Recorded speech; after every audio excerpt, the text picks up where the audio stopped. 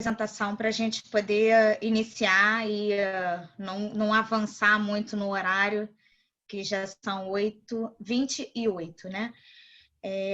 Boa noite a todos que estão presentes. Eu gostaria de agradecer a presença de todos os que estão aqui mais uma vez num evento do OAPAR, que é o Observatório da Alienação Parental. As pessoas que estão aqui, Gisele, são já pessoas ou do OAPAR ou aqueles que já nos acompanham e que vão se tornar OAPARes, então já conhecem o nosso observatório. O OAPAR Convida, que esse novo evento, ele foi idealizado com muito carinho e optamos pelo tema abuso sexual contra a criança e adolescente, diante não só da seriedade, como da preocupação que nós temos em relação a essa temática. E receber o sim desse time de psicólogos e psicanalistas, para mim, foi um motivo de muita alegria, foi muito gratificante. E hoje, pessoal, a gente tem conosco a psicanalista Gisele Groeninga. E como a mim cabe fazer a apresentação dela, eu vou dizer para vocês exatamente como eu a vejo. Gisele, para mim, é um feixe de luz dentro e fora do IBDFAM, para nós advogados. Além de um currículo extenso, com mestrado e doutorado, ela foi uma das idealizadoras e organizadoras do primeiro seminário de Direito de Família e Psicanálise do IBDFAM, que ocorreu na sexta-feira passada, e que quem pôde estar presente conseguiu observar que foi um sucesso absoluto, foi muito bom. Foi o dia inteiro, foi cansativo, mas a gente não conseguiu sair da tela porque foi excepcional. E naquela oportunidade já foi anunciado um curso que será dado pelo IBDFAM a respeito da psicanálise para aplicação no direito, né? Voltado para nós advogados. Se eu estiver equivocada depois, Gisele, pode falar sobre o curso de uma forma mais esclarecedora, porque eu acho que aqui muita gente vai se interessar. Além disso, a Gisele faz parte de um grupo de trabalho sobre alienação parental que foi formado pelo IBDFAM, que foi responsável por aquela enquete com 14 perguntas sobre a lei de alienação parental, e que daquele grupo de trabalho vocês podem ter certeza que muitos frutos ainda virão. São pessoas extremamente comprometidas, assim como a Gisele, e muita coisa há por vir. Bom, eu poderia falar muito sobre a Gisele, mas eu acho que melhor do que falar sobre é ouvi-la. Gisele, a palavra é sua e, mais uma vez, muito obrigada por ter aceitado o nosso convite. É motivo de honra para os OAPARes tê-la conosco hoje. Bom, Bruna, muito obrigada por essa carinhosa apresentação, e eu sempre fico preocupada depois de uma apresentação dessa em responder às expectativas, né? Então, vamos lá, mas muito obrigada, e é uma honra para mim estar integrando, né, essa rodada de estudos com psicólogos, psicanalistas, né, a respeito das questões de alienação parental e de abuso sexual. Né? As próximas, eu gostei de OAPARes, né? Muito, muito legal, né? Então, espero também ser uma OAPAR honorária. E os próximos encontros, né, vão ter a Beatriz Marinho, a Clícia, que é uma querida de todos, a Clícia Brasil, a Cláudia Prete, que é a vice-presidente dessa comissão de relações interdisciplinares, e também desse grupo de estudos, Direito e Psicanálise. Eu vou falar um pouquinho mais desse curso daqui um pouquinho. Depois a Lara Smith, que eu não conheço, mas vou participar de todas, né? E a Sônia Rovinski, né? Que eu conheço muito. Então, são nomes importantes para pensarmos essa questão que toca justamente a interdisciplinaridade. Então, nós estamos num tempo, né, de interdisciplinaridade, que é um tempo que contempla justamente esse olhar mais amplo a respeito dos conflitos humanos, esse olhar mais amplo, tão necessário no direito das famílias, e nós chamamos, né, no IBDFAM, não mais direito de família, mas o direito das famílias, porque realmente as famílias são plurais. E a interdisciplinaridade, então, é esse novo paradigma, né, de observação e de compreensão da realidade. Uma realidade que no direito de família era aquela coisa, né, o que não está nos autos não está no mundo, né, a letra fria da lei, ou seja, vamos buscar hiperobjetividade, e com essa busca de hiperobjetividade, a gente acabou alienando, né, durante muito tempo, com o positivismo jurídico, a gente acabou alienando mesmo as questões da subjetividade. E que é claro que elas fazem entrada, só que elas faziam uma entrada pela porta dos fundos ou pelo porão, né, nos processos judiciais, e ficava realmente uma coisa bastante confusa. E agora, felizmente, a gente vem vindo num movimento interdisciplinar, e o Paulo Lobo fala há um tempo também da repersonalização do direito de família. Olha só que coisa interessante, paradoxal, falarmos da repersonalização do direito de família, né? Ou seja, levar em conta essas nossas qualidades humanas, né?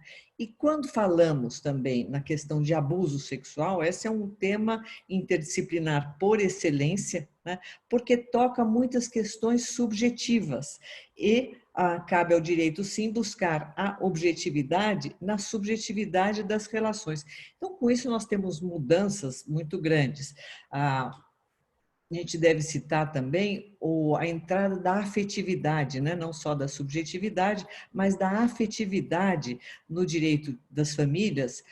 Alguns doutrinadores chamam de princípios da afetividade, outros doutrinadores falam da afetividade como um valor, mas seja como for, né, isso tem sido contemplado pelo direito das famílias, ou seja, o legítimo direito a sermos humanos, né?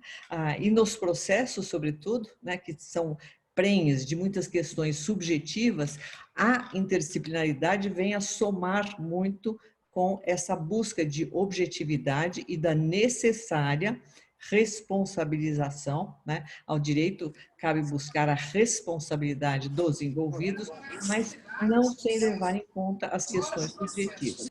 Isso não só em termos processuais, mas também em termos dos encaminhamentos a serem dados às questões que tocam o direito de família e alienação parental e as questões de abuso sexual. Porque eu vejo muitas vezes um esforço enorme dos advogados, dos promotores, dos peritos, dos assistentes técnicos, dos juízes, um esforço enorme e, claro, das famílias, né, em buscar algum tipo de solução para a lide, né? Depois eu vou falar de conflito e lide, mas buscar algum tipo de encaminhamento e solução, e é muito frustrante, porque em termos dos encaminhamentos, a gente tem processos muito bem fundamentados, muito bem instruídos, né? Mas a continuidade, o encaminhamento deixa ainda muito a desejar. Então, nós temos que ver todas essas pontas, né, de modo a efetivamente trazer mais efetividade, né, ao direito, né, ao direito das famílias e, sobretudo, com relação às famílias que estão passando por uma situação de um sofrimento muito grande.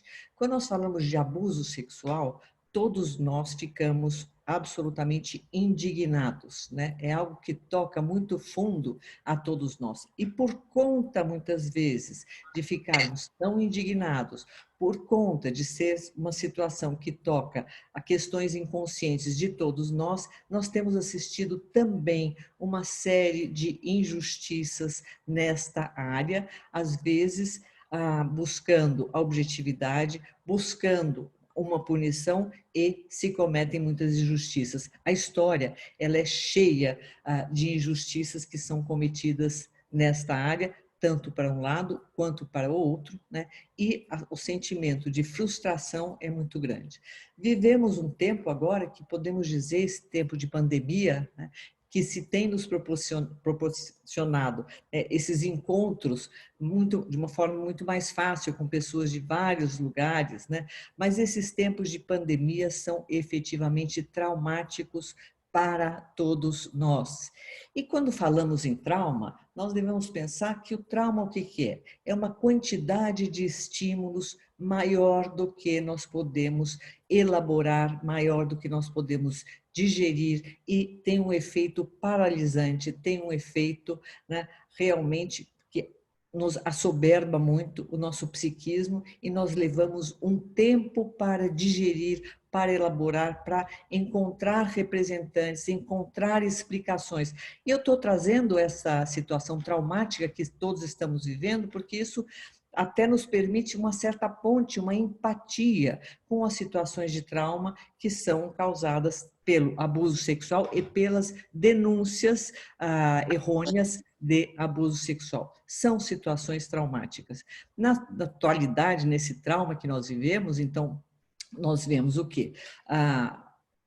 Uma situação que nos assola, que nos paralisa, que nos deixa com muito medo e que até impede muitas vezes nossa capacidade de pensar. E aí nós vamos buscar autoridades que nos digam o que está acontecendo, o que fazer e nos decepcionamos com essas autoridades, né, que nos digam o que fazer, né, o que está acontecendo. Então, esta é uma situação de trauma e é uma situação de trauma que obviamente acontece em uma situação magnificada, né, com relação às denúncias e ao abuso sexual, né?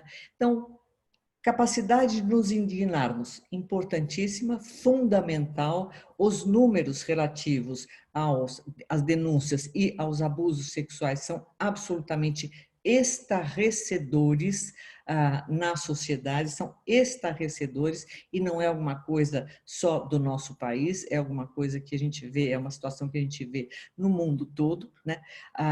E nós nos colocamos nos perguntando, né, o que acontece, né, quais são as patologias que estão acontecendo, né, em que se quebra esta lei básica de constituição da família.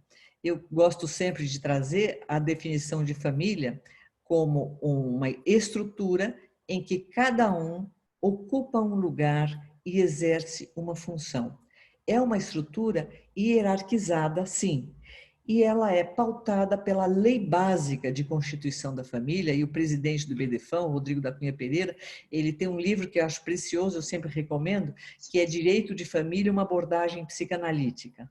E lá, naquele livro, como em outros, né, ele equipara essa lei básica de constituição da família com a norma fundamental de Kelsen, né? Então, não pode, né? É o tabu do incesto, tão falado e decantado, não pode porque não pode. Então, a família, uma estrutura em que cada um ocupa um lugar, exerce uma função, ela é marcada por essa diferença entre gerações em que está interditado, né, a satisfação sexual de uma geração com a outra geração. Nós temos vários impedimentos, várias situações que são consideradas incesto, né, que ferem o tabu do incesto, mas basicamente de uma geração com a outra geração.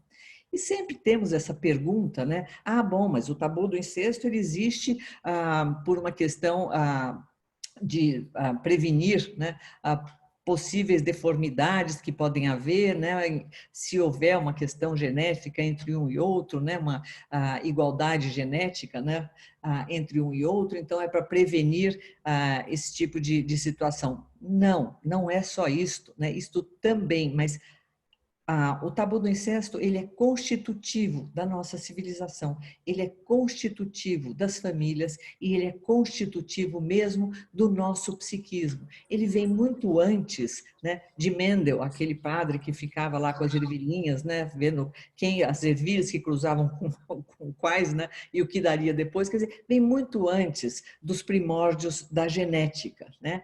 São alguns impedimentos e que variam de cultura para cultura. cultura. Tem um autor, sociólogo, o Levi-Strauss, que tem um livro que fala justamente sobre isso, que são as estruturas elementares do parentesco. Então, ele vai estudar em várias culturas quais são esses tabus do incesto, mas são proibições e que são constitutivas do nosso psiquismo. Nós precisamos, né, numa família, então, essa diferença entre gerações, cada um ocupa um lugar, exerce uma função em relações necessariamente complementares. Quando eu falo do conceito de função, estou falando, né, é um conceito emprestado da teoria dos conjuntos, né? Então, função, uma função que se exerce sempre em relação a um outro. E a família, ela tem, né, ela é composta por vínculos, são vínculos de várias naturezas, né? Temos a família que era há muito tempo aquela família hierarquizada, matrimonializada, patriarcalizada, né? Então se considerava a família um núcleo econômico, né? Bom, esse é um dos representantes dos vínculos que existem entre as pessoas, né? Mas basicamente são vínculos de afeto. E aí nós vamos para uma outra definição, né, do que é o afeto, né? O afeto, nós todos temos duas qualidades, basicamente, eu vou resumir, depois tem um texto do Plínio Montanha que apresentou no primeiro seminário de Direito e Psicanálise do IBDFAN, que nós fizemos na sexta-feira, que a Bruna gentilmente se referiu, e realmente eu recomendo, ele vai estar na plataforma educacional do IBDFAN, e eu recomendo vivamente que assistam, né? Mas neste seminário que se chamava Os Afetos que nos Afetam, né? O Plínio vai nos trazer um texto que justamente dá essas várias definições de afeto, mas o afeto, basicamente, nós temos duas qualidades de afeto, né? Um afeto que é mais ligado a questões amorosas, né, que a gente chama de libido, né? Então, um afeto que é mais do amor e o afeto que é mais da agressividade, do ódio, de seus derivativos. Todos nós temos essas duas qualidades de afeto, ou seja, eles também não existem puros, né? Só o amor e só ódio ou agressividade, né? Então, eles sempre estão mesclados. Agora, é claro, né, que o amor, o afeto, a libido tem que estar prevalecendo, né? Que senão a gente nem sobrevive, não se relaciona. Então, os vínculos, eles são formados sobretudo de afeto, e aí a gente tem o direito recepcionando, né, a afetividade como um princípio ou como um valor, mas porque ele é constitutivo, né, das relações familiares, né? E aí a gente tem essas funções, e aí vai se exercer, né, a função materna, função paterna, a função filial, função avoengua e função parental, né? O que nós precisamos para nos constituir psiquicamente? Nós precisamos de alguém que exerça a função materna, de alguém que exerça a função paterna e deste casal parental. E eu friso muito a importância deste casal parental. Nós precisamos desses modelos de relacionamento, função materna, modelos de relacionamento, função paterna e este modelo de relacionamento de casal parental. Quando nós falamos, e o direito absorveu esse termo, né, parentalidade, é um termo emprestado da psicanálise, e justamente parentalidade tem a ver com este casal parental. Fisicamente, nós precisamos de óvulo, espermatozoide e a junção desses dois. Psiquicamente, né, grosso modo falando, nós precisamos função materna, função paterna e a junção desses dois. Claro que há situações em que a ausência de um dos componentes, né, que vai exercer função materna ou que vai exercer função paterna, mas nós vamos buscar esta complementariedade das relações, né? Então, sempre vamos buscar exemplos, né, de função materna, função paterna e esse relacionamento entre o casal. Numa situação em que se fere esta lei de diferença, essa lei de constituição básica da família, que são as situações do incesto, o tabu do incesto, se fere isto, né? E aí nós temos a questão do abuso sexual intrafamiliar, que é gravíssimo, porque justamente se ferem as funções, né? E a gratificação, que é da ordem dos adultos, né? Ela utiliza da criança, né, para se gratificar né, sexualmente. Então, aí nós temos uma quebra básica, porque a família tem uma finalidade. E a finalidade da família é o quê? É o cuidado dos mais vulneráveis. O desamparo nos é constitutivo, todos nós, né? Isso é característica humana, né? Todos nós temos um grau, um nível de desamparo.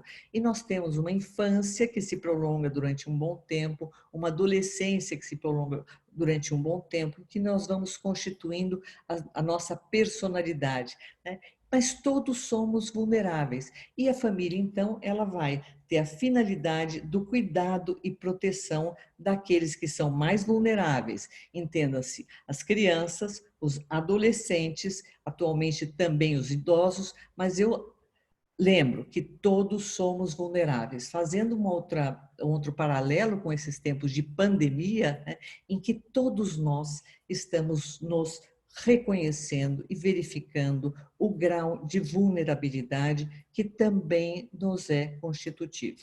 Bom, então, família, finalidade, proteção dos mais vulneráveis, proteção da infância, da adolescência. A mente infantil tem as suas especificidades. Isso tudo foram aportes trazidos pela psicanálise, né? Então, a mente infantil tem as suas especificidades.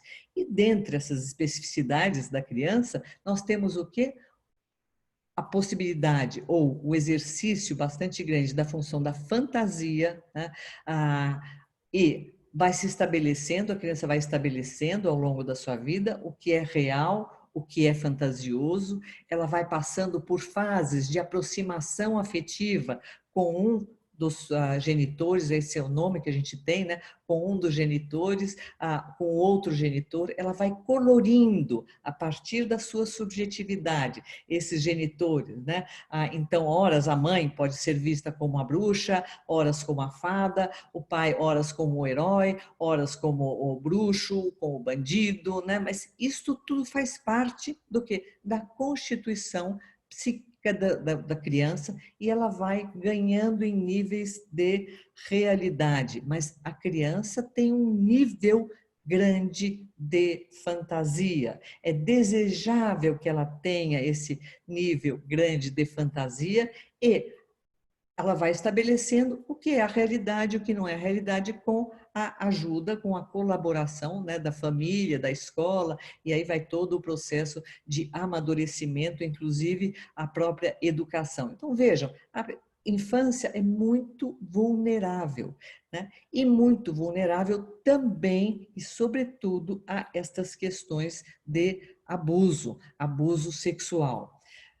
Eu frisei que as crianças têm um nível grande de fantasia, né? Porque também a sexualidade, isso foi um susto que Freud trouxe à época, né? Quando ele falou da sexualidade em sentido amplo, não só na sexualidade genital, como nós estamos acostumados a falar, né? Mas tem um nível amplo, né, de sexualidade, e as crianças também têm as suas vivências em relação à sexualidade de acordo com as fases do seu desenvolvimento, né? Então, as crianças também são dotadas da sexualidade, não a sexualidade adulta genital. E esta confusão, muitas vezes, que se dá entre os adultos que vão buscar crianças para satisfazer suas questões da ordem da sexualidade adulta é efetivamente traumática para as crianças que não têm a possibilidade de discriminar muitas vezes entre fantasia e realidade, não tem o aparato mental capaz de elaborar, de dar representação, e se cria uma confusão mental muito grande mesmo, né? Daí a necessidade de barrar a um tabu do excesso, de proteger as crianças da manifestação da sexualidade adulta. Frisei que as crianças têm esse nível de fantasia. Freud, em 1905, ele falou dos 3 ensaios da teoria da sexualidade, né? Então, os 3 ensaios sobre a sexualidade, e tem uma partezinha, um pequeno capítulo em que ele fala, por exemplo, das teorias sexuais infantis. Ou seja, as crianças têm as suas próprias teorias de como se fazem os bebês, como é o relacionamento entre os pais, a partir daquilo que é a possibilidade, os recursos de uma criança, né? O problema se dá muitas vezes quando uma criança expressa suas fantasias e os adultos tomam estas fantasias como se fossem objetivas, como se elas fossem expressão de uma vivência. O que absolutamente não quer dizer que não exista abuso sexual, pelo contrário, existe, nós temos que nos indignar, mas muito cuidado para avaliar esta situação, né? E aí a gente tem as grandes confusões. Que eu considero o nó górdio, né, da questão da alienação parental, e é uma lei que foi e continua sendo atacada, e a gente pode depois conversar sobre isso, se for o caso, nas perguntas, né, mas o grande nó que a gente vê nas questões da alienação parental são as denúncias de abuso sexual, que nem sempre se provam verdadeiras, né? E muitas vezes elas são produto da fantasia da criança e também podem ser produto da fantasia dos adultos. Um outro aporte importante para trazer para o direito das famílias e para os operadores do direito, é a existência de um inconsciente. Isto marca, né, a psicanálise, né, uma pedra fundamental da psicanálise, né, é todos termos um inconsciente. Eu costumo dizer que isto também nos ajuda muito a pensar, né, porque a gente tende a atribuir intencionalidade consciente, né, e a julgar, né, muito rapidamente. Então fez isso por causa daquilo. Então a gente funciona muito, sobretudo em situações de crise, né, de uma forma mais binária, né, culpado, inocente, né. E isto, sabermos que existe o inconsciente, nos freia um pouco, né, eticamente falando até, né, de nos assodarmos, de nós logo fazermos um julgamento e julgamentos que são muito problemáticos. Bom, eu disse que a questão do abuso sexual, ela toca a todos nós, porque aí tem um outro aporte da psicanálise, né? Porque nas nossas fantasias infantis, e a psicanálise utilizou o mito do Édipo, acho que todo mundo conhece, né? Mas vamos lá, né? Não é só o menino querer casar com a mamãe, né? E tirar o papai de cena ou vice-versa, né? Ele é muito mais complexo do que isso, mas de qualquer jeito, esse desejo de ser adulto, né? E de formar o par, ou com um ou com outro, inclusive dependendo da época da vida, isto faz parte do nosso desenvolvimento normal, é desejável. Todos nós não lembramos disso, porque a nossa memória é bifásica, né? Tem uma parte do que aconteceu na nossa infância que a gente nem tinha muitos elementos para elaborar isso, e também nós reprimimos parte dessa memória, né?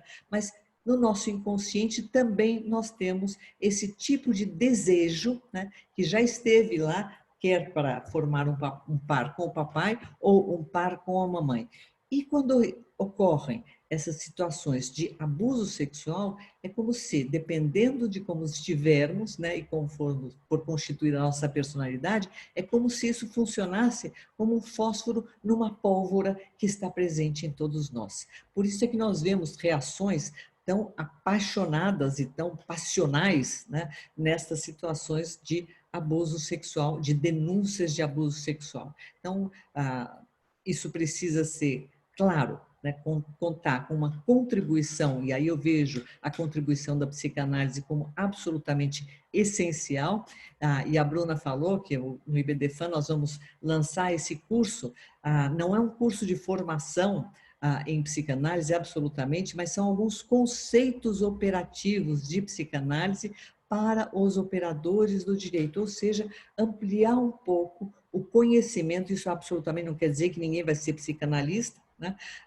Mas ampliar um pouco essa compreensão do fenômeno mental, da constituição das famílias, das questões que a gente às vezes vê como sendo patológicas e não necessariamente o são, e, sobretudo, a existência desse inconsciente que é o mais democrática, a mais democrática das nossas qualidades, né? Todos temos. Então, a situação de abuso sexual, ela nos levanta muito, né? E pesca, é como se ela pescasse no nosso inconsciente essas situações que já fizeram parte, esses desejos que já fizeram parte das nossas infâncias lá atrás, né? Mas que nós fomos amadurecendo, nós deixamos então de querer papai e querer mamãe, cada um, né, foi amadurecendo, crescendo e foi formar suas próprias famílias ou seus próprios pais, né, e não se ficou preso a isso, ou seja, a criança, conforme ela vai se desenvolvendo, ela também vai entrando nessa definição da família, né, em que cada um ocupa um lugar e exerce uma função. Mas para a criança, muitas vezes essas situações estão misturadas, né? Então, daí a vulnerabilidade tão grande das crianças. E a lei da alienação parental, a Lei 12.318, ela é uma lei preciosa, defendo a lei, né? Algumas modificações podem até ser feitas na lei, né? Mas muitas vezes, e a lei já prevê, né, alguns encaminhamentos, como o acompanhamento biopsicossocial, mas a lei tem algo de muito precioso, que é a forma de realização das perícias. Então, são perícias que devem ser realizadas, como eu digo, 360 graus, ou seja, deve-se analisar o histórico do relacionamento, a personalidade dos envolvidos, como é que esta situação está sendo vivida pelas crianças, isso com todo o cuidado e todas as técnicas que são utilizadas para, na medida do possível, poder estabelecer objetividade em questões que são de alta complexidade e questões que são de muita subjetividade. E aí eu passo a falar da crítica que muitas vezes é feita em relação aos laudos, né, psicológicos, como se agora coubesse aos psicólogos, né, dizer objetivamente o que aconteceu. Nem sempre isso é possível, até porque nas situações de abuso sexual, muitas vezes não há marcas físicas. Quando se tem marcas físicas, né, a situação fica mais fácil de avaliar, mas muitas vezes elas não são. Há marcas psicológicas, sim, há marcas psicológicas e esta avaliação deve ser feita com todo o cuidado. Infelizmente, né, ficou restrita esta lei, né, esta forma de avaliação preciosa e que, no meu entendimento, deveria ser utilizada em todas as situações em que há uma denúncia de abuso sexual. Não é assim que se dão as coisas, né? Muitas vezes se ouve só, se escuta de uma forma mais objetiva e não com todas as técnicas, né? Muitas vezes se escuta aquela pessoa, a criança que se apresenta, que é apresentada como vítima, né? E não há esta avaliação 360 graus e mesmo esse encaminhamento da situação, né?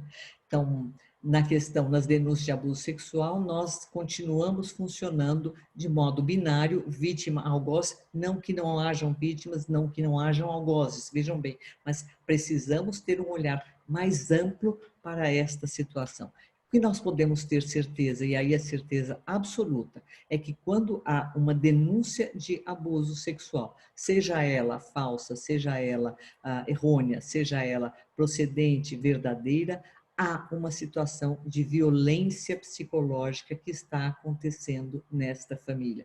E esta violência precisa ser endereçada. A violência é quando não há uma possibilidade de simbolização, né? A gente reclamar, a gente xingar alguém, a gente... bom, isto já tem uma capacidade, já tem uma possibilidade de simbolização. Nas situações de violência, e o abuso sexual é uma violência fortíssima, contra a constituição psíquica também, né? Nessas situações fica impedida a possibilidade de simbolização. Então, mas nós sabemos que há uma situação de violência ocorrendo nessa família, seja a denúncia errônea ou seja a denúncia verdadeira, né? E aí nós vamos para a questão do como encaminhar esta situação. A Lei 2.318, ela nos traz algumas possibilidades, que nem eu falei, o acompanhamento biopsicossocial, né, o acompanhamento terapêutico, né, e cada vez mais estamos buscando, na área de direito das famílias, algumas formas, e sobretudo com relação à alienação parental, algumas formas de endereçar esta questão com efetividade, né, e não acabarmos por ser um sistema que reproduz a violência. Ninguém desconhece, né, que o sistema, né, que o Poder Judiciário pode, muitas vezes, ser extremamente violento, reproduzindo uma violência que aconteceu e acontece na família. E aí nós temos a outra lei, né, nós temos uma lei que é relativamente recente, né, que é a Lei 13.431, né, que é a lei que criou o sistema de proteção a crianças e adolescentes vítimas ou testemunhas de violência na família. E essa lei, eu tenho algumas críticas a essa lei, né, mas ela tem algo que é muito importante, que é considerar também a violência institucional.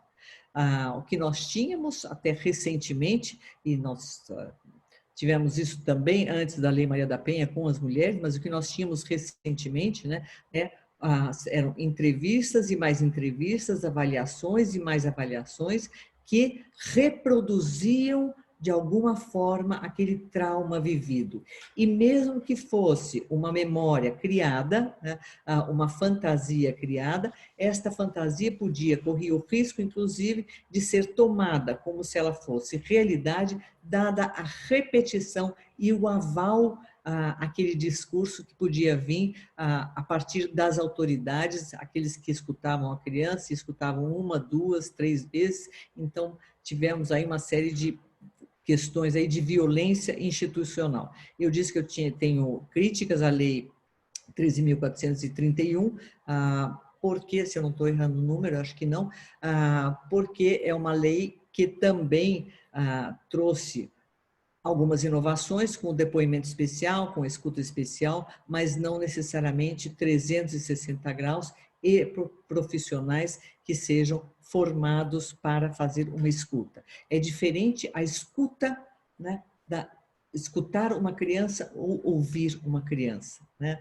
A escuta, nós estamos falando de algo mais profundo, que implica na sensibilidade, implica em contemplar toda esta dinâmica que possivelmente está acontecendo, implica em contemplar as relações complementares, implica em contemplar o inconsciente e a existência de fantasias e todas as situações traumáticas. Então, aí é que eu tenho algumas críticas em relação à escuta, depoimento especial, né?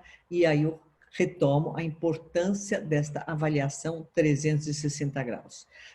Para finalizar e partir para as perguntas, né? Acredito que o tempo é esse, né, Bruno? Para finalizar, eu queria enfatizar a importância no processo judicial de termos assistentes técnicos em questões que são altamente subjetivas, com profissionais, por melhor que sejam os profissionais, os peritos nomeados, né, é fundamental que haja uma cooperação com assistentes técnicos, cooperação, friso, negrito, itálico, tá, gente? Assistente técnico não é advogado, né? É assistente técnico, mas haja uma cooperação para que se possa buscar, então, um melhor encaminhamento para aquela situação. Fazendo um paralelo com a Lei Maria da Penha, que sofreu uma modificação recente, em que aquele que é tido como agressor já começaria a passar, já estaria passando por acompanhamento psicológico desde o início, não como uma punição. Acompanhamento psicológico não é punição, né? É sim uma forma de encaminhamento de se lidar com a questão. Então, a Lei Maria da Penha já introduziu isso, ou seja, nós saímos dessa situação muito binária de vítima e algoz, e aí uma situação punitiva, para uma situação mais compreensiva, que possa efetivamente modificar aquela dinâmica, e uma dinâmica altamente disfuncional que é a situação de abuso sexual, denúncias errôneas ou denúncias procedentes. Então, eram essas colocações iniciais que eu queria fazer para escutá-los também e poder conversar a partir da experiência de vocês. O que eu também digo é que esses casos que são judicializados e esses casos que envolvem abuso sexual demandam um esforço mental dos operadores do direito, dos operadores da saúde, muito, muito grande. Muitas vezes a gente vê o sofrimento muito grande e a nossa tendência é tentar resolver aquele assunto o mais rápido possível para evitar o sofrimento, para evitar, para proteger, E muitas vezes, no intuito de proteger, nós podemos fazer muito mais mal do que bem. Então, temos que pensar 360 graus de avaliação e também nos encaminhamentos que vão ser dados a essas situações familiares. Muito obrigada. Bruna? Gisele, nós que agradecemos pela explanação e eu gostaria de dizer que nós vamos abrir para as perguntas. Nós vamos fazer aquele sistema de utilizar a mãozinha. A gente vai conseguir ver aqui pelo chat as pessoas que levantarem a mãozinha. Vamos estar acompanhando para poder abrir para as perguntas. Eu estou acompanhando aqui, ainda não tem nenhuma pergunta no chat. Então, enquanto isso, eu vou iniciar essas perguntas. Saindo da questão de uma falsa denúncia de abuso, mas em se tratando de uma real, de um caso real de abuso, em que a gente tem dados estatísticos de que a maior percentual acontece dentro das próprias casas, ou seja, acaba que a casa se torna um ambiente que não é seguro, muitas vezes, para a própria criança e para o adolescente. Teria algum sistema, alguma forma de se fazer essa identificação do abusador? Bom, uma forma não, né? Temos várias tentativas de identificar isso. Algumas vezes isso é mais evidente, mas eu repito, importante a entrevista com a criança, mas uma entrevista lúdica, deixar isso aparecer, não é numa escuta, numa sessão que isso vai aparecer necessariamente, Então, são várias técnicas e a criança deve ser escutada por profissionais que sejam formados, psicólogos formados, se possível, com conhecimento em psicanálise, para fazer essa escuta bastante cuidadosa. Escutar também os outros membros da família, inclusive aquele que é colocado no papel de talvez abusador. Então, isso precisa ser feito. Agora, as crianças, elas manifestam uma série de sintomas em relação a isso. Só que, e aí eu vejo, vamos buscar questões objetivas. Então, sintoma 1, sintoma 2, sintoma 3, vai mais na escola, agressividade, enurese, regressão, depressão. Quer dizer, a gente pode listar uma série de sintomas, mas são sintomas que não são exclusivos, sexualização, mas não são sintomas que são exclusivos. Nós não podemos funcionar de uma forma causal linear. Então, causa e efeito. Então, alguns sintomas que acontecem por várias outras situações não vão definir necessariamente que houve um abuso sexual.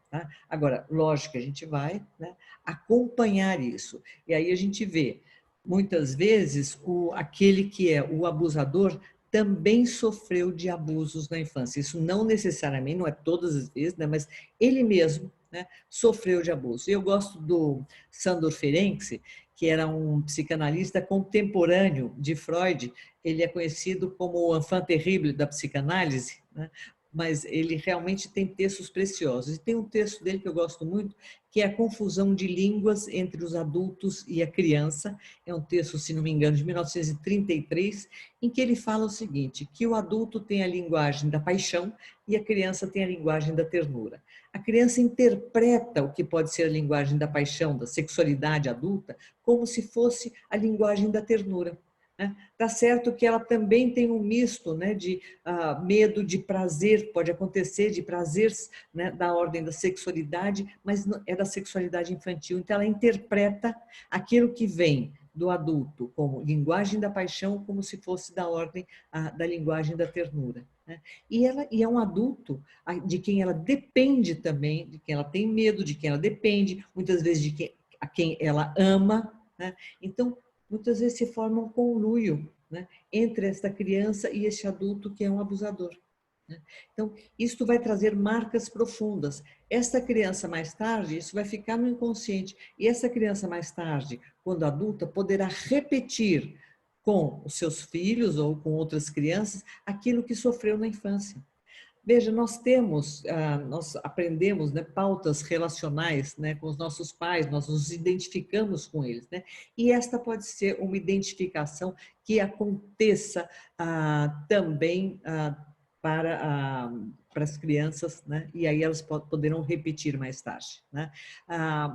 Em geral, né, esta situação de abuso, ela pode ser acompanhada, né, de outras questões. Então, é um abuso que não é só esporádico, né? Então, muitas vezes ele é contínuo, porque há uma impulsividade grande, né, naquele que vai agir, ele não vai pensar. E muitas vezes quem é o abusador, né, até sabe que não pode, racionalmente, né, mas impulsivamente, compulsivamente, ele comete esse abuso, né? Então, é realmente premido por questões que são inconscientes e que muitas vezes ele não consegue controlar. Há um tempo atrás, eu já estudei bastante isso, e há um tempo atrás eu tive a possibilidade de ter uma conversa, que a gente chama em psicanálise supervisão, né? Porque o psicanalista fala assim, bom, eu vou consultar outro psicanalista para ver onde é que eu estou enganchando ou não neste caso. Então, isso é uma prática, né, que é usual na psicanálise, né, que eu acho interessante nessas conversas. Isso é diferente no direito, né? No direito eu vejo que agora os advogados estão conversando mais, mas em geral é assim, né? Tem que saber, né? Tem que saber a lei, é a pessoa que tem que encarnar, né, como deve ser, como não deve ser, né? E somos todos vulneráveis e todos, né, dependentes uns dos outros. Então, eu fui fazer uma supervisão, nesse caso, né, com um psicanalista que trabalha no judiciário em Israel, né? E ele me contou que lá, né, pelo menos na cidade dele, mas eu acho que é prática comum, lá são psicanalistas que são chamados para avaliar esta situação, psicanalistas, e eles vão acompanhar esta família em que houve algum tipo de denúncia de abuso, vão ver qual é o grau, né, se aconteceu, se é possível ver, se não, qual é a disfuncionalidade desta família, para aí sim, se for o caso, judicializar o caso. Se não, tratar esta família. Muitas vezes é tido há denúncias, por exemplo, que fez um tipo de cócega, né, na criança, né? Fez um tipo de cócega e isso foi interpretado como um abuso, né? E isso toma uma dimensão que depois, para desfazer esse nó, é muito grande. Então, o acompanhamento desses casos por profissionais é importante. Aliás, todos sabemos, né, que alguns casos ficam tutelados no judiciário durante muito tempo, né? Então, o caso continua no judiciário, continua sob júdice, né? Então, se acontece essa tutela do caso durante um tempo, por que não pensar que esse caso fique tutelado, né, mas acompanhado por profissionais, né, para ver como é que está essa situação. Claro que isso vai depender da ocorrência, da frequência, do grau do abuso. Novamente, aí eu trago também o Sandor Ferenczi, que nos diz o seguinte: tão importante quanto um trauma é a interpretação que nós fazemos desse trauma. Aí, fundamental essa lei que fala sobre a violência institucional, que nós temos que realmente cuidar e não repetir a situação traumática, e mesmo a interpretação que nós vamos dar a esta situação. Reconhecer quando ela acontece, sim, muito traumática, há necessidade de alguns limites e mesmo, algumas vezes, de punição mesmo, né? Há necessidade, muitas vezes, de afastamento, quer dizer, e nós precisamos buscar formas de encaminhar essas questões. Gisele, nós temos aqui no chat duas perguntas. Uma é: podemos falar em abuso entre crianças? Uma criança mais velha que abusa de uma mais nova, podemos usar esse termo? E a segunda pergunta que eu já leio para antecipar é da Cláudia Prete, querida, que está aqui nos prestigiando. Gisele, querida, fala um pouco do conceito de verdade para a psicanálise. Isso parece ser um ponto tão importante nessa discussão, não é? É sim, né? Bom, primeiro essa questão entre crianças, né? Nós temos, e possivelmente todos nós, em certa medida, reprimimos isso, né? Mas a natural curiosidade pelas diferenças, a natural curiosidade pelo corpo, eu acho que a gente pode até lembrar que a maioria de nós deve ter brincado de médico, né? Então, que é a exploração do corpo, né? É ver o corpo, né? Que é um tipo de brincadeira sexual, não sexual, né? Sublimado, né? Mas é de curiosidade, de exposição, de exploração do corpo, né? E isto não é patológico. Agora, quando há uma diferença muito grande, né? Em que alguém se submete, né, ao outro, aí sim, aí nós temos uma situação de violência, mas não é considerado como abuso, né? Mas é uma situação de violência, sim. Então, todos os conselhos que se dá, né? Primeiro, o seu corpo é seu corpo, ninguém pode mexer no seu corpo, né? Tem que tomar cuidado com o seu corpo. B, crianças que estão brincando com crianças muito mais velhas, né? Esse tipo de situação pode acontecer, claro, né? Acontece bullying na escola, acontece, né? Noutra dimensão, claro, né? Acontece isso também entre as crianças, então a gente tem que prevenir, tem que cuidar, né? Mas não pode ser considerado uma situação de abuso, a menos que seja uma diferença muito grande de idade, né? Então, um adolescente com uma criança, é claro, né? E se depende do grau de violência, né? Então, não pode. Agora, da mesma idade, né? Isso é normal, né? Acontece bastante. Então, aí a gente tem que ver, mas não é passível de uma criminalização, né? Ou de uma denúncia, e sim precisa de proteção. A Cláudia falou desse conceito, né, de verdade ou realidade, Verdade. né? Ela falou de verdade, né, que se confunde um pouco em psicanálise até com o conceito de realidade, porque nós temos uma realidade interna, nós temos muitas vezes uma verdade interna, mas que não necessariamente é a realidade externa, mas é a verdade, é a realidade de cada um de nós. E quando se faz uma denúncia errônea, né, uma falsa denúncia de abuso sexual, aquela pessoa está confundindo o que é aquela verdade, realidade interna, muito cheia de fantasias e de questões que foram reprimidas, e ela está colocando isto no lugar da realidade externa objetiva. E aí é que a gente tem esta confusão, né, uma confusão mesmo em termos de avaliação da realidade. Todos nós cometemos um pouco dessa situação se nós pensarmos como nós víamos os nossos pais há 5 anos atrás. Isso nós, adultos, tá? Há 5 anos atrás. Como nós os vemos hoje, sem dúvida, há diferenças muito grandes. A gente fala assim, puxa vida, mas o que aconteceu, né? A nossa visão foi se modificando. E eram os mesmos pais, eu estou falando de pessoas adultas, né? Quem diria, né? Numa situação de crianças, né? De adolescentes, quer dizer, isso tudo vai se modificando muito. Então, nós temos essa verdade interna, essa realidade interna, e quando ela se sobrepõe, quando eu troco, né? O interno e confundo o externo com aquela minha realidade, a minha fantasia e mesmo o meu desejo, né? Como se fosse uma miragem, né? Então eu começo até a enxergar num grau patológico maior, né? Começo até a enxergar aquilo que não existe, ou popularmente, né? Chifre, cabeça de cavalo, pelo em ovo, né? Então a gente até às vezes acredita que alguma coisa aconteceu. A psicologia da testemunha fala muito sobre isso, né? Ou se a gente vai ver uma versão, né, a mesma versão de um mesmo fato, a gente vai ver visões muito diferentes. Então, daí todo cuidado para não tomar objetivamente o que pode ter componentes importantes, subjetivos e da ordem da fantasia, da ordem da realidade interna, que não necessariamente é a realidade objetiva. Aproveitando e pegando o gancho em relação a essa realidade, verdade, de acordo com a perspectiva da psicanálise, uma das psicólogas do OAPAR faz uma contribuição dizendo, que é a Luciana Marques: já vivenciei casos em que a genitora sofreu abuso sexual e interpreta o movimento da ternura do genitor como indício de abuso. Esse comportamento gera muitas vezes a alienação parental. E o Exatamente, Fab... essa é uma contribuição importantíssima, né? E são momentos de vulnerabilidade, as situações de divórcio ou de solução de união estável, né? São momentos de muita vulnerabilidade, né? Então, isso pode ser interpretado desse jeito. Todos nós cometemos erros de interpretação. Quando nós estamos num momento de crise, mais ainda. E aí a importância de corrigir essa interpretação, mas com o concurso dos demais.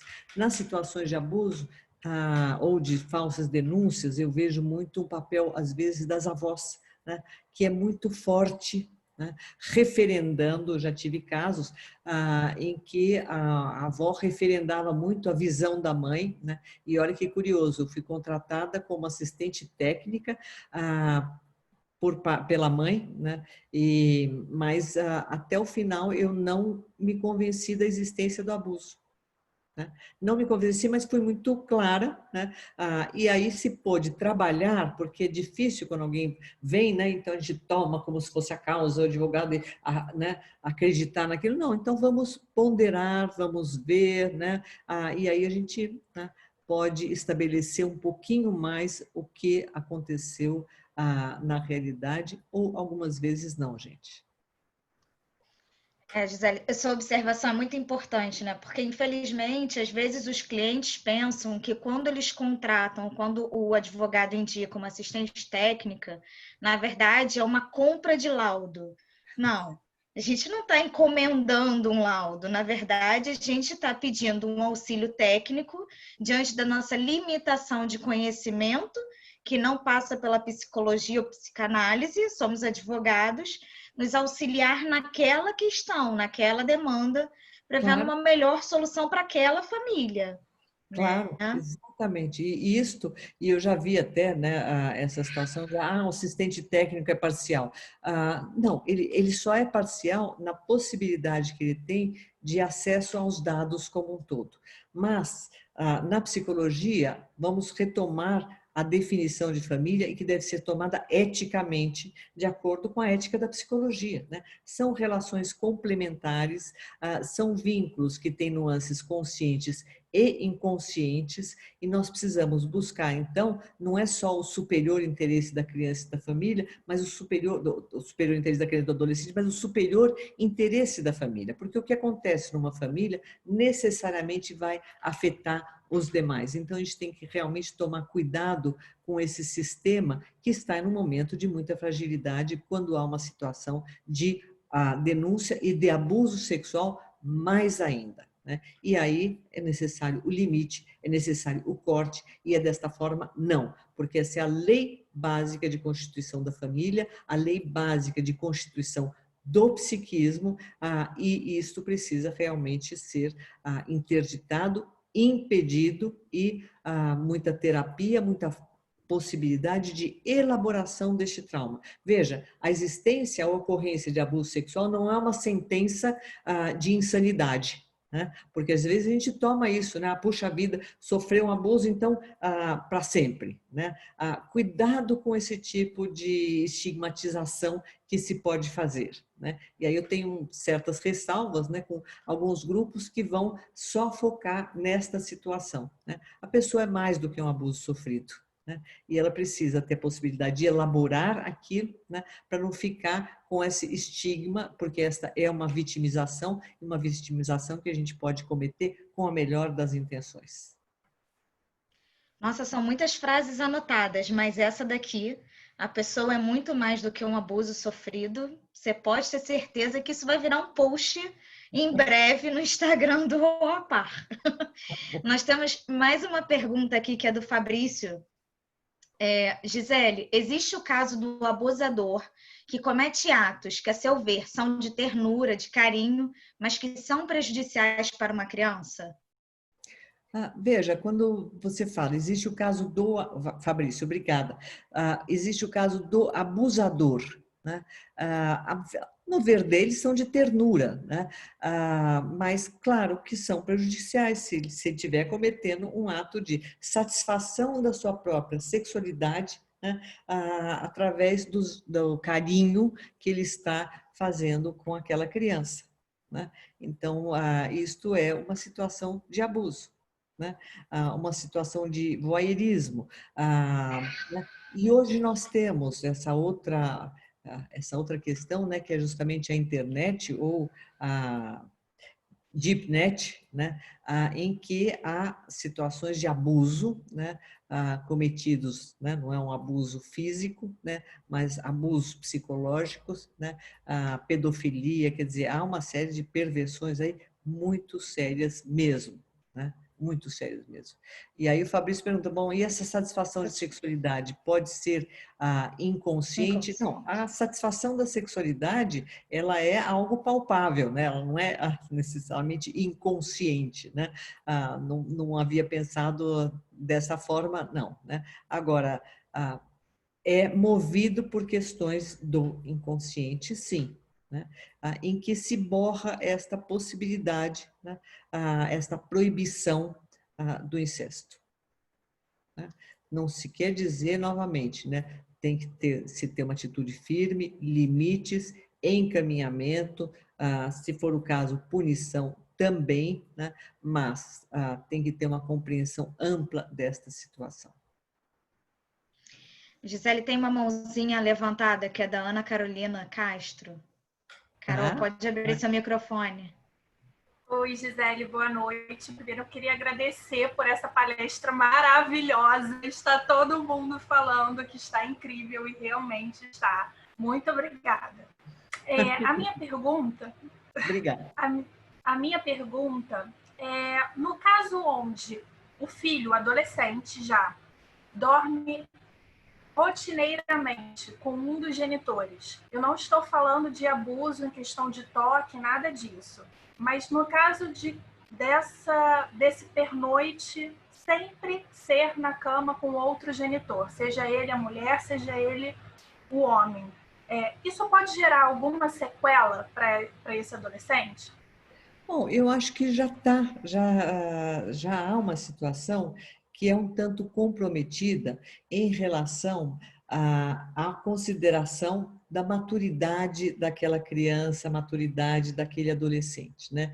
Então, nós temos, né, a situação em que mãe, pode ser pai também, né? Mas vamos falar da mãe, a gente gosta de falar da mãe, né? É sempre. Hoje em dia os pais também entraram na moda para ser culpados também, mas de qualquer jeito, né? Em que não há a existência desse terceiro, né? Dessa função paterna que vai brecar esse tipo de satisfação, não é uma satisfação da ordem da sexualidade, né? Mas essa situação de uma simbiose, quase como se fosse uma situação de mãe e bebê, né? Ou de pai com um bebê, né? Então, nós precisamos desenvolver o direito à intimidade, né? A gente vai tendo, né, o direito à intimidade, às próprias fantasias, né, ao próprio psiquismo, e não essa situação de uma invasão tão grande. A gente observa muitas vezes, mas não é condição sine qua non, não é linear, a gente observa muitas vezes nas situações de alienação parental em que a falha no exercício desse corte entre este nível de relacionamento muito mais regredido entre mãe e filho ou entre pai e filho, filha. tá? Então, o que se está aí impedindo, né? O natural desenvolvimento, amadurecimento, formação da personalidade de uma forma adulta, né? Eu atendo alguns casos e eu vejo muito isto, né? Então, a tentativa de se agarrar ao filho ou à filha, né? Ou o pai ou a mãe, né? E não soltar o filho e a filha, né? Para poder desenvolver a sua própria personalidade. Nós temos o direito ao livre desenvolvimento da personalidade, assim como nós temos o direito psíquico de ir e vir. Eu digo que é o direito da oscilação afetiva das crianças. Então, horas mais próximo do pai, horas mais próximo da mãe, dependendo não só de como o pai e a mãe são, efetivamente, mas dependendo das próprias fantasias dessa criança, da época do seu desenvolvimento, da fase do desenvolvimento. Então, esse direito de ir e vir mental, ele é sagrado. E é isso que fica impedido, muitas vezes, na situação de alienação parental. Algo que eu gostaria muito de falar, que eu gosto do termo alienação, da expressão alienação parental, porque o que se aliena efetivamente é este casal parental. Porque um não pode exercer a função de dois. Então, quando se está tirando um, né, na verdade, se está alienando a possibilidade de exercício da própria função. Não é isso? Então, alienação parental. Vamos pensar, não adianta só um vítima, outro algoz, alienador e alienado, mas há um casal parental que está sendo alienado. E nós precisamos cuidar disso. Muitas vezes eu vejo, e mesmo nos laudos de colegas, né? É um bom pai, é uma boa mãe, mas os dois estão se matando, né? Mas é um bom pai, é uma boa mãe. Um pai suficientemente bom, para usar a expressão do Winnicott, ou uma mãe suficientemente boa, é aquela que reconhece a sua limitação, né? A falta que tem do outro, né? Não aquela que vai querer preencher tudo, né? A falta que tem do outro, e reconhece a importância do outro para a formação da personalidade da criança. E nós não podemos também cair no ideal, né? Lá atrás, a própria legislação era uma legislação alienadora, né? Porque ela estabelecia uma competição entre pais, né? Então, vai exercer a guarda aquele que demonstrar melhores condições. Já de cara, né? Já tinha aí uma competição deflagrada entre eles, né? E aí se tinha essa coisa, né? Um é bom e o outro não é bom, né? Nós precisamos reabilitar esse conceito aí do Winnicott, que era um pediatra, psicanalista, e que ele fala da mãe suficientemente boa, do pai suficientemente bom. Né? Ele não falava do pai, né? Era mais da mãe, ainda era muito uma época em que tudo era culpa da mãe, né? Estava tudo muito nas mulheres, né? Mas nós precisamos fazer o suficiente. E ainda, entendermos não só que todos nós temos um inconsciente, mas olhar para o outro sabendo que o outro está fazendo o melhor que ele pode. Se nós olharmos para o outro sabendo que ele está fazendo o melhor que ele pode, e se for uma situação de abuso, né, é o pior dos mundos, mas é aquilo que aquela pessoa está podendo fazer, quem sabe nós teremos uma situação um pouco mais compreensiva, né, não o fato de termos inconsciente não quer dizer que a gente não deva ser responsabilizado por ele, tá? Mas uma situação mais compreensiva para modificar esta dinâmica, inclusive em prol do superior interesse da criança. Né? Agora, o reconhecimento, essa é uma outra situação importante. O reconhecimento da existência de uma situação, ela também é muito importante. Né? Então, o reconhecimento de uma situação de violência, o reconhecimento de uma situação de abuso psicológico, o reconhecimento de uma situação de abuso sexual, ela é muito importante, senão nós temos a negação, e a negação pode ser enlouquecedora. Né? Acho que vocês atendem no cotidiano, né? Pessoas falam assim, bom, eu estou quase maluca, né? Eu achei que eu estava pirando, né? E aí quando se vê o reconhecimento, que é por parte do acolhimento que um advogado pode dar, uma perícia que possa reconhecer a situação, ou mesmo a sentença judicial, isto é muito tranquilizador e puxa vida, né? Eu não estava só na minha subjetividade e não estava só enlouquecida.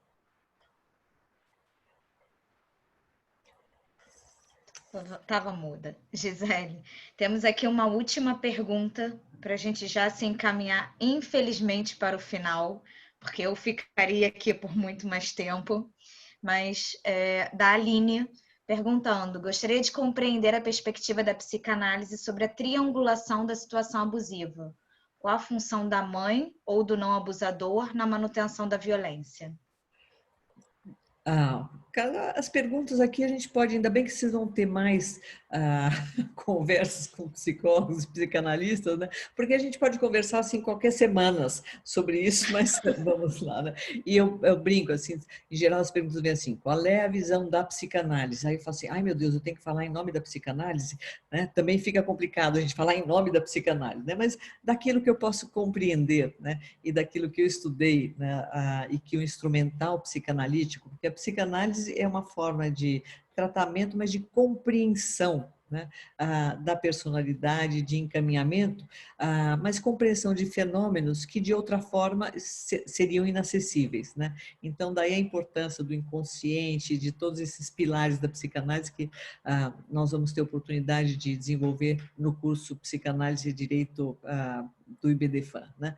Bom, mas qual é a função? Bom, existe uma função em geral, né, de triangulação. Muitas vezes um abuso acontece e o outro genitor, mãe, pai ou outra pessoa não percebe isto, né?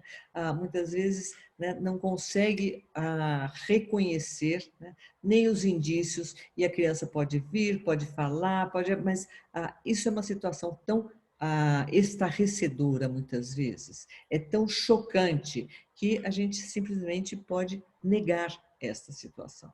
Então, todos temos, de novo, um inconsciente. Agora, então, haveria um conluio inconsciente? Sim, até pode haver um conluio inconsciente, mas vamos tomar cuidado, né, para não apontar o dedo, né, e se a situação nos chega, sim, nós temos por dever, né, de sensibilizar a todos, né, nessa situação. Há casos em que há um conluio, aí sim, né, perverso, né, em que um abusa, o outro finge que não vê, mas está sabendo, mas nega, e vem, né, a criança vem falando, mas a pessoa nega aquilo, né? Então, também por uma situação perversa. Isso existe, né? De um outro tipo de abuso para com aquela criança, né? Nós falamos tanto, né, da importância da criança, do adolescente na sociedade, do superior interesse da criança e do adolescente na sociedade. Felizmente, nós estamos podendo falar dessas questões de abuso, nós estamos podendo falar dessas questões de pedofilia, que até há pouco tempo não eram faladas. Vamos tomar, inclusive, o exemplo da Igreja Católica, né, em que aconteceram diversos casos de pedofilia, de abuso, e só recentemente eles vieram à luz. Curiosamente, se faziam acordos, né, para que isso não viesse à luz. Veja só, né? Isso é recente, então nós estamos sim, eu acredito que evoluindo muito nessa situação, evoluindo muito na conscientização da importância de efetivamente nos atermos a estas situações, lidar com essas situações e coibir, né, onde faltou a lei, faltou esta lei básica de constituição da família, aí o Estado deve intervir sim com esta lei para vedar o incesto intrafamiliar. Tá? Agora, nós vivemos numa sociedade bastante abusiva também para com as crianças, né, gente? Bastante abusiva, né? Então, isso não desculpa nada, né, absolutamente, mas precisamos, né, tá resgatando aí esses valores. Ok? Ok, Gisele, eu acho que nós fechamos as perguntas e o que eu queria era que você falasse um pouquinho mais do curso, se você tem mais algum dado para nos dar, quando que você acha que o IBDFAN vai lançar, porque eu acho que esse curso vai ser concorridíssimo. Vai sim, né? Nós estamos aí vendo, né, junto com a Cláudia, né, nós estamos vendo, a intenção é que seja um curso em torno de 40 horas, né, um curso com alguns conceitos básicos de psicanálise, algumas teóricos, né, alguns autores, algumas escolas de psicanálise, para que se possam instrumentalizar, a gente possa se instrumentalizar um pouco melhor, o que absolutamente não quer dizer que ninguém vai virar psicanalista, né? Mas é a difusão deste conhecimento que precisa, né, efetivamente chegar aos operadores do direito, até para uma sensibilização própria. A mediação interdisciplinar também funcionou muito desta forma, né? Como uma forma de sensibilização, de ampliação de conhecimento que estava fora do direito. Então, fundamental, né, que esse curso chegue aos operadores do direito para que eles possam aí ter melhor, mas inclusive mais satisfação na sua profissão, né? E não se verem tão traumatizados e frustrados no cotidiano. Eu atendo em psicanálise, atendo como assistente técnica, atendo às vezes como perita, e eu digo o seguinte, que estes casos que estão judicializados, eles são de um sofrimento, de um nível de exigência para o profissional muito, muito grande. São casos que a mim me consomem muito mais, né? São casos que realmente nos tomam mentalmente e tomam a todos os operadores do direito. Então, se nós tivermos um pouquinho mais de elementos para lidar com essas questões, porque envolver a gente se envolve, né? A gente tem casos com os nossos casos, né? Essa história de, não me envolvo, né? A gente tem casos, a gente tem pesadelo, sonha, não é isso? Agora, o que nós vamos fazer com esse envolvimento? E a psicanálise pode colaborar um pouco neste caminho. Bom, eu tenho absoluta certeza que depois da sua fala de hoje, depois da sua generosidade, das respostas às perguntas que lhe foram colocadas, as pessoas concordam comigo que você é um feixe de luz, principalmente para nós advogados. Eu não tenho dúvida disso. Eu gostaria de mais uma vez agradecer. Foi uma honra tê-la conosco. Uma honra em dobro tê-la abrindo esse nosso evento, né, como a primeira palestrante. E gostaria de lembrá-los que os que estão aqui presentes, na próxima semana, no dia 14, nós teremos a Beatriz para também estar conversando com a gente. E eu achei a observação da Gisele muito pertinente. Nós temos muitos assuntos e ainda bem que no total tem mais 5 encontros pela frente. Muito Muito bom. obrigada. E eu é que agradeço a oportunidade. Eu tenho dito o seguinte, né, que nem a Françoise Doutor, psicanalista, disse que o desejo mais básico do ser humano é o de se comunicar.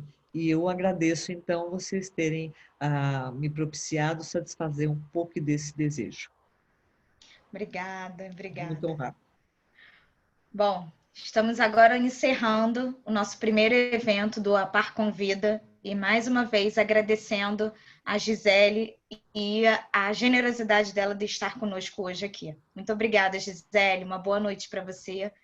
Obrigada. O Apares, por gentileza, se puderem permanecer, eu agradeço.